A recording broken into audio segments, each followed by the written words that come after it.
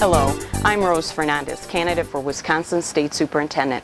Today I am calling for an overhaul of Wisconsin's academic standards. There's no doubt that Wisconsin has some great public schools, but without solid standards and the ability to accurately measure student performance, we will never know just how good our schools really are. A recent study issued by the Thomas B. Fordham Institute evaluated states' academic standards and found that Wisconsin's standards were among the lowest in the country. That's not acceptable. It's time for a change. President Obama's Secretary of Education, Arne Duncan, has called for states to adopt academic standards that are more rigorous and comparable to those of other leading nations. I agree, and as your state superintendent, I will see to it that Wisconsin does just that. Presently, there are vast differences between Wisconsin's model academic standards in core areas and those in states like Massachusetts and Virginia. There, the standards have both clear, objective, and tangible expectations for each grade or two-year interval. Unfortunately, too often, Wisconsin's standards are neither rigorous nor tangible, and the state merely measures performance standards in 4th, 8th, and 12th grades. Here's just one example of the problem. The math standards in Massachusetts expect a child in the 1st or 2nd grade to find the value of combinations of coins and dollar bills up to $5. In Virginia, the 1st grade standard is to do the same for a dollar bill.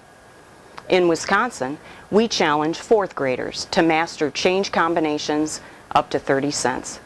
These lower expectations are only part of the problem.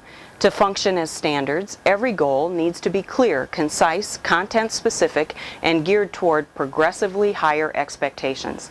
That's not the case here. For years, our academic standards have been too vague and too low. Wisconsin's standards, ironically, fail to meet a high standard. It's time for a change. We should not be afraid to have high expectations. By having weak or fuzzy standards, our Department of Public Instruction has left parents, teachers, and administrators without a clear roadmap to success. This is not a glamorous, made-for-TV campaign issue, but it is a serious one. Wisconsin teachers and students can do better. We deserve better. If I'm elected on April 7th, we will do better.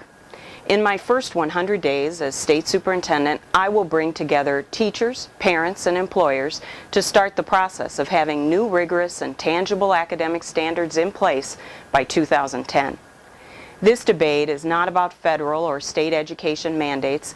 Rather, I believe DPI should provide model standards from which local districts can build their expectations for the students within their schools.